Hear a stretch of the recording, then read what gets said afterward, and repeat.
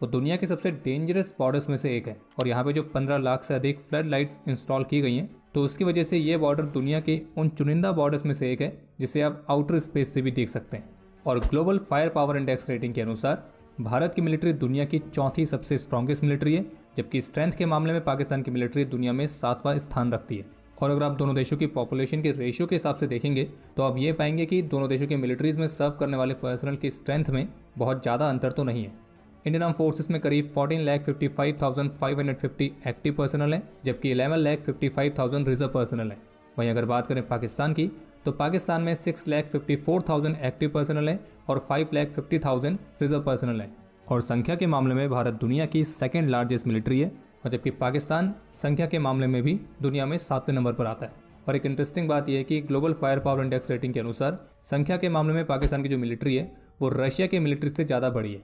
अगर बात करें डिफेंस बजट की, तो फाइनेंशियल ईयर 2023-24 के लिए भारत का डिफेंस बजट है 5.94 ट्रिलियन रुपीस, जो कि डॉलर्स में होता है लगभग 74 बिलियन यूएस डॉलर्स। और अगर बात करें पाकिस्तान की, तो वैसे तो पाकिस्तान की ओवरऑल अर्थव्यवस्था पूरी तरह से बिगड़ी हुई है, पूरा देश कंगाली की हालत में है, लेकिन इसके बावजूद भी पाकिस्तान के डिफेंस बजट में कोई कमी देखने को नहीं मिली है, उसमें हर साल बढ़ोतरी ही हुई है। और पाकिस्तान का करंट डिफेंस बजट है 1.8 बिलियन रुपीस, डॉलर्स में हो गया लगभग 21 बिलियन यूएस डॉलर्स। और global fire power index rating के मुताबिक डिफेंस बजट के मामले में भारत का स्थान चौथे नंबर पर है, जबकि पाकिस्तान 29वें नंबर पर है। इन दोनों देशों की मिलिट्रीज में जो टोटल पर्सनल मौजूद हैं, तो उनमें से कितने सर्विस के लिए बिल्कुल फिट हैं, तो इस मामले पर भारत की रैंकिंग है 2 और पाकिस्तान की रैंकिंग है 7, यानी कि इंडियन मिलिट्री की जो ट्रूप्स हैं तो वो सर्विस के लिए ज़्यादा फिट है एज कम्पेयर टू पाकिस्तान।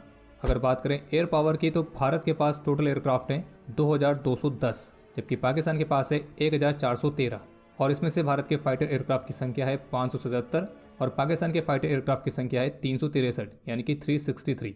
और इसमें से fighter aircraft, dedicated attack aircraft, transport aircraft, trainers, special mission aircraft और एरियल टैंकर्स, तो इन सभी के मामलों में भारत की संख्या पाकिस्तान के एयरक्राफ्ट से ज़्यादा है। लेकिन अगर बात आएगी हेलीकॉप्टर्स की, तो ग्लोबल फायर पावर इंडेक्स के मुताबिक भारत के पास है 36 अटैक हेलीकॉप्टर्स, जबकि पाकिस्तान के पास है 58 अटैक हेलीकॉप्टर्स, यानी कि अटैक हेलीकॉप्टर्स की संख्या के मामले में पाकिस्तान भारत से आगे। अगर बात करें लैंड पावर की, तो भारत के पास करीब 4,614 टैंक्स हैं, जबकि पाकिस्तान के पास है 3,742 टैंक्स। भारत के पास है 1,0882 आर्मर्ड व्हीकल्स, पाकिस्तान के पास है 77,771। अगर बात करें सेल्फ प्रोपेल्ड आर्टिलरी की, तो भारत के पास है 140, लेकिन पाकिस्तान के पास है 1,225।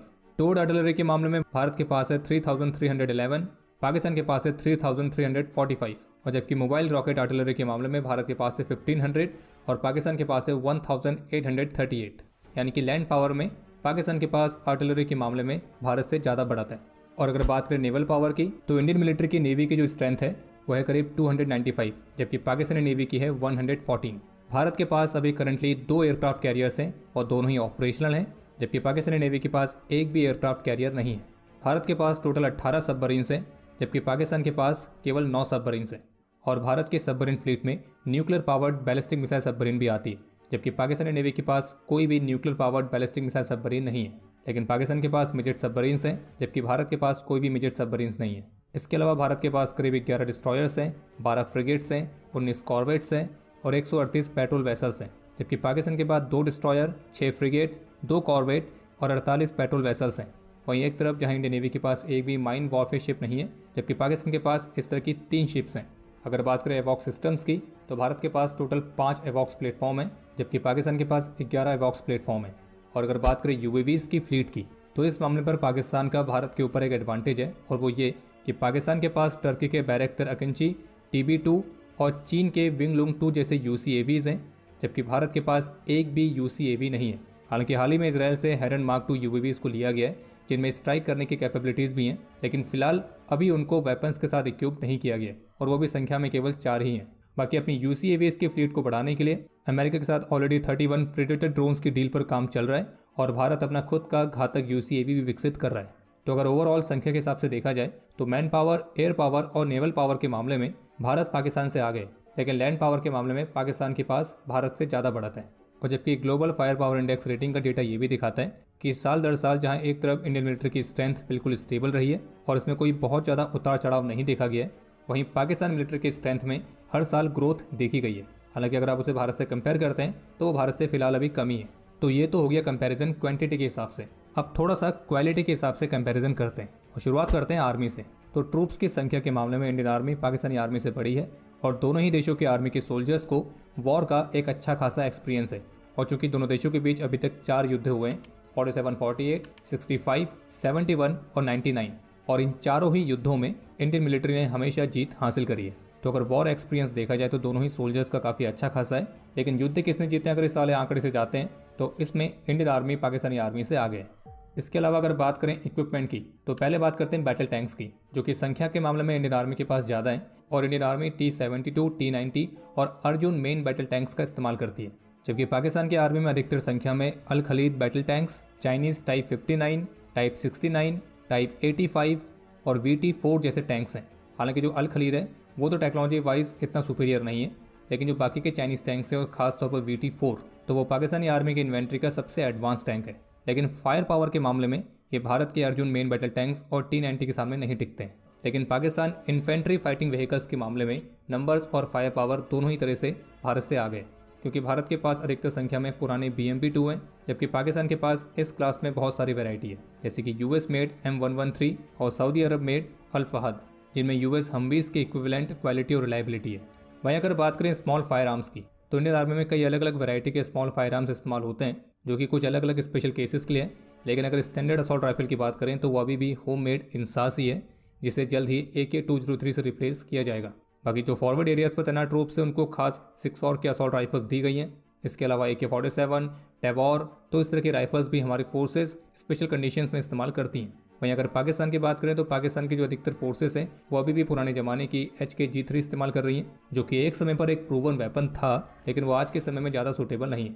बाकी पाकिस्तान की आर्मी चाइनीज़ मेड AK-47 के क्लोन्स भी इस्तेमाल करती है, जिन्हें नाम दिया गया टाइप 56। और पाकिस्तान की जो स्पेशल फोर्स SSG तो वो भी पुराने ज़माने की SIG SG-550 का इस्तेमाल कर रही है। बाकी कुछ लिमिटेड नंबर्स में पाकिस्तान की स्पेशल फोर्सेस M4 कार्बाइन और स्टेयर ऑक का इस्तेमाल भी करती है। और अगर आप ओवरऑल क्वालिटी के हिसाब से देखेंगे तो इंडियन आर्मी के पास ज़्यादा क्वालिटी में अलग अलग वैरायटी के स्मॉल फायर आर्म्स हैं। हालांकि जो एक बड़ी संख्या में इंसास अभी भी इस्तेमाल हो रही है तो उसे जल्द से जल्द रिप्लेस या फिर अपग्रेड करने की काफ़ी ज़्यादा ज़रूरत है।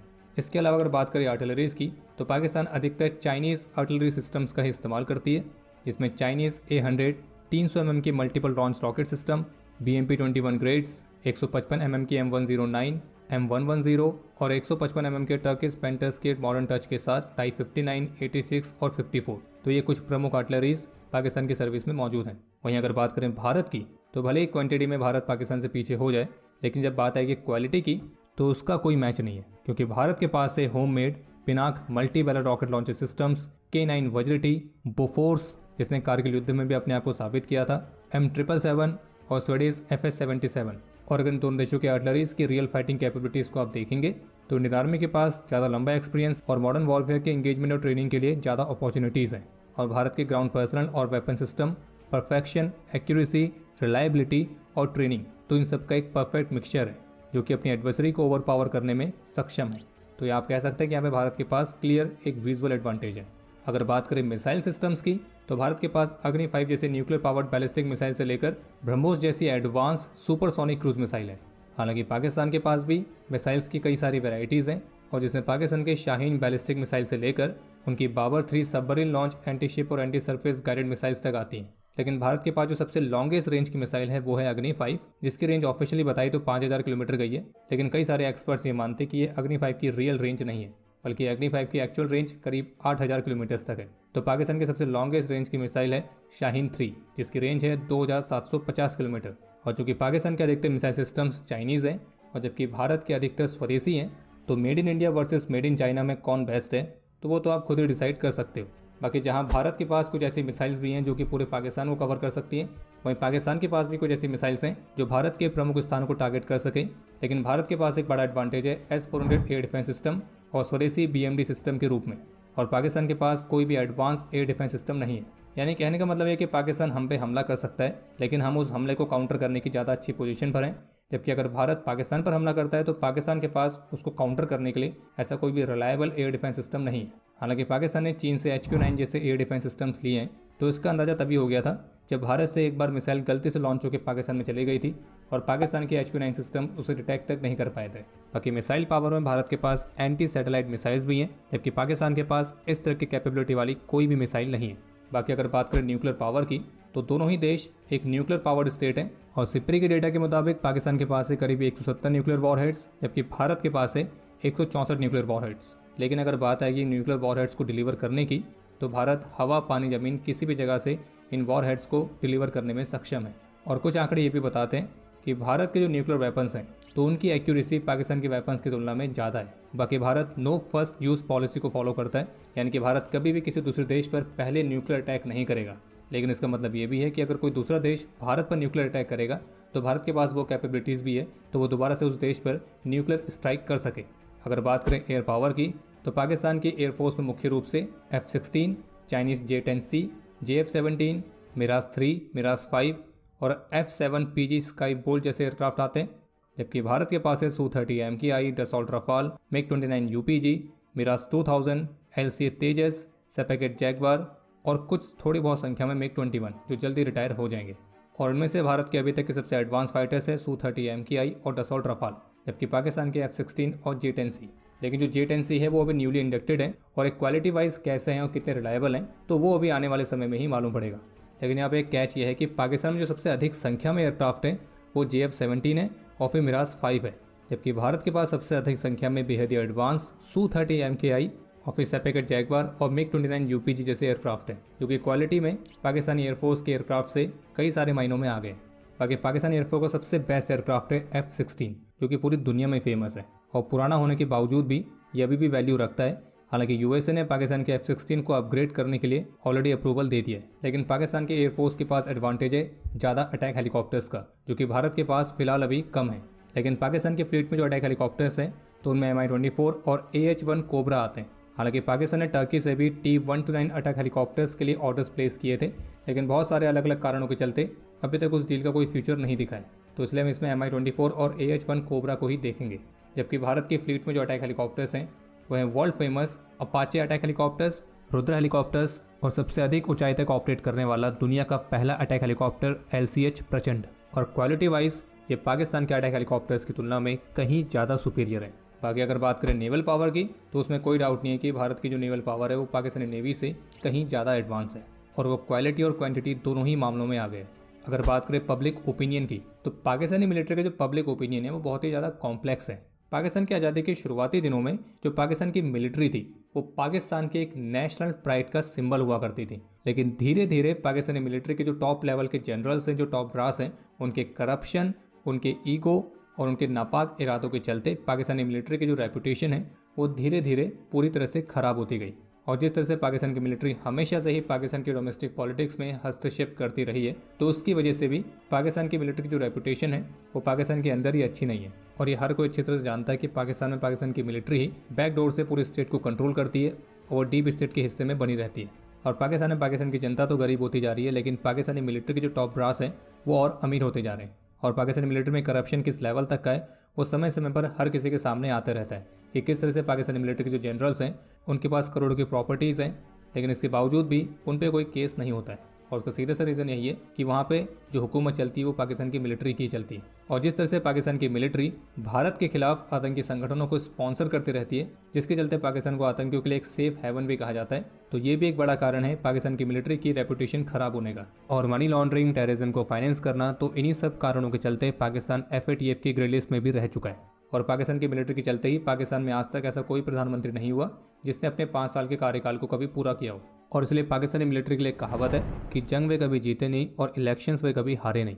और वहीं अगर बात करें भारत की, तो भारत में इंडियन आर्म फोर्सेस की रेपुटेशन किस लेवल की है वो तो शायद हमें आपको डिस्क्राइब करने की जरूरत है भी नहीं, क्योंकि भारत में इंडियन आर्म फोर्सेस केवल एक ऑर्गेनाइजेशन नहीं है, बल्कि वो हमारा एक प्राइड है, हमारा एक ऐसा इमोशन है, और जिनके लिए हम पूरे विश्वास के साथ ये कह सकते हैं कि जब तक इंडियन आर्म फोर्सेस इस देश की सुरक्षा में खड़ी हैं, इस देश को आगे बढ़ने से कोई नहीं रोक सकता है। और इंडियन आर्म फोर्सेस न केवल भारत में बल्कि पूरी दुनिया में अपने प्रोफेशनलिज्म के लिए जानी जाती है, और जिसकी वीरता और पराक्रम के चर्चे पूरी दुनिया में मशहूर हैं। और अगर आप भी इस बात से सहमत हैं तो वीडियो को लाइक तो पक्का कर दें। बाकी इसके अलावा आज के इस मॉडर्न वॉरफेयर में कई और भी डोमेन्स जुड़ चुके हैं, जैसे कि cyber warfare, information warfare, space warfare. तो इन नए डोमेन्स में इन दोनों देशों के पास किस किस तरह की कैपेबिलिटीज़ हैं, तो उसको हम डिस्कस करेंगे किसी और डेडिकेटेड वीडियो में, क्योंकि ये वाली वीडियो ऑलरेडी काफ़ी लंबी हो चुकी है।